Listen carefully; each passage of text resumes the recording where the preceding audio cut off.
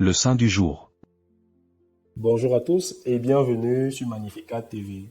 Aujourd'hui, mardi 12 novembre 2024, la très sainte Église catholique, notre mère, nous donne de prier avec le saint martyr Saint Josaphat, évêque. Alors, qui est Saint Josaphat?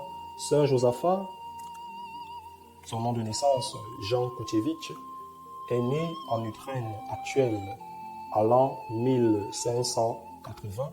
Il décède à l'an 1623. Il rejoint les Basiliens, une communauté gréco-catholique d'antan, à l'an 1604.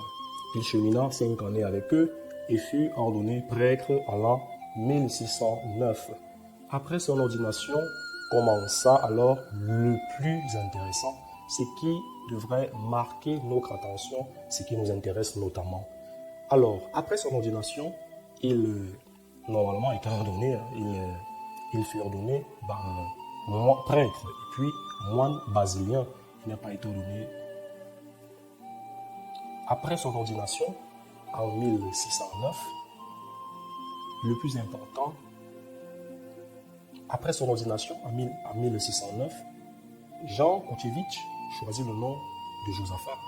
Il choisit le nom de Josaphat parce qu'il débuta et commença la vie monastique avec les Basiliens, communauté à laquelle il appartenait. Alors, le plus intéressant débute donc pour notre saint. Pourquoi? Parce que son œuvre est immense. Son œuvre n'a pas seulement reposé sur du bâtiment, son œuvre a été beaucoup plus spirituelle, je vais dire. Une œuvre qui reposait sur l'union des cœurs. Pourquoi l'union des cœurs?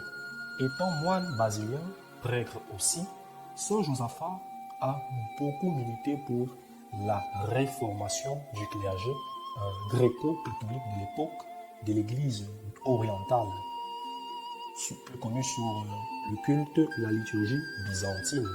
Alors, Saint Josaphat réforma donc le clergé de sa communauté et proposa la réformation complète et totale de l'Église orientale d'antan. Et après cette réformation, il œuvra aussi pour la valorisation et la propagation du rituel byzantin. Il valorisait le culte, les manières de faire, la pratique byzantine notamment, la pratique de toute, la pratique cultuelle, liturgico-cultuelle de toute l'Église orientale. Ceci pas en vue de créer une division avec l'Église catholique romaine, mais beaucoup plus en vue de créer cette union. Et c'est où entrera donc en jeu, je vais dire, et c'est où jaillit, n'est-ce pas, à travers cette belle œuvre, toute la spiritualité de Saint Josaphat. La spiritualité de Saint Josaphat est basée sur 3 grands points essentiels. Premier point essentiel de sa spiritualité, l'ascèse. Oui, l'ascèse. Pourquoi l'ascèse? Étant moine basilien, il priait beaucoup sous forme ascétique.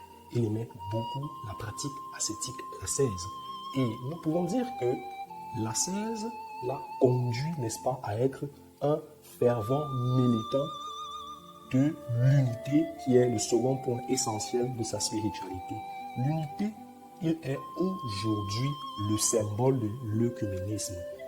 Fervent combattant pour l'unité entre l'Église catholique romaine et les églises orientales du rite byzantin, il, n'est-ce pas, œuvra beaucoup dans ce sens, bien que du côté de l'Église orientale, il y ait plusieurs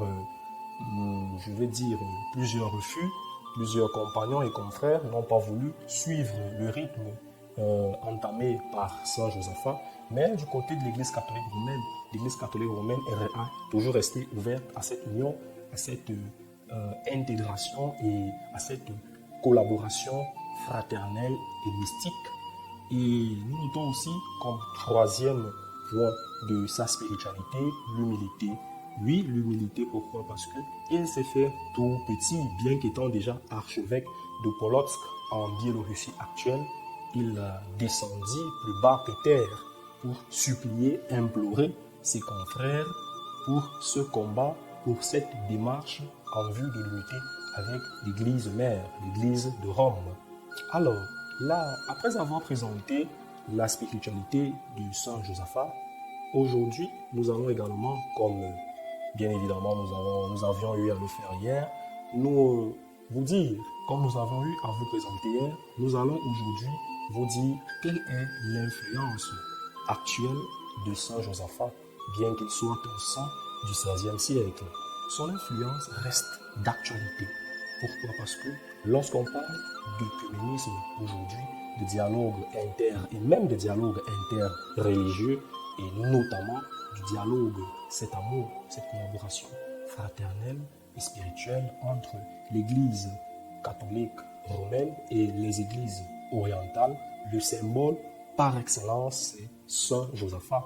Et Saint Josaphat est toujours prié, nous avons toujours recours à Saint Josaphat pour mendier, pour supplier son intercession dans cet élan d'union, d'unité perpétuelle entre la partie occidentale et la partie orientale de l'Église.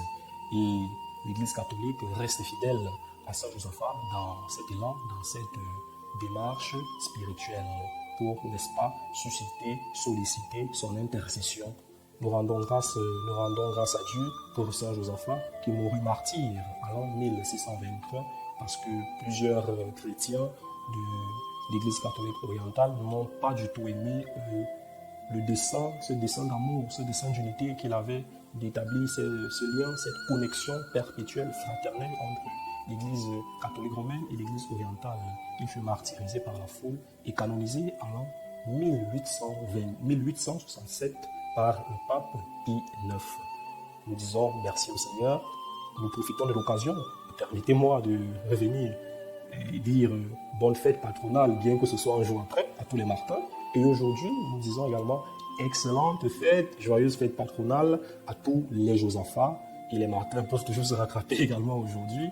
Et nous rendons grâce à Dieu. Et n'oublions pas de prier au quotidien, implorer le Seigneur de nous aider à toucher nos cœurs pour que nous ne puissions plus voir nos frères de l'Église orientale comme des adversaires, mais plutôt comme des amis, comme des frères à aimer toujours et partout. Nous rendons grâce à Dieu et nous disons merci. Saint Josaphat, intercédez pour nous. Saint Josaphat, priez pour nous.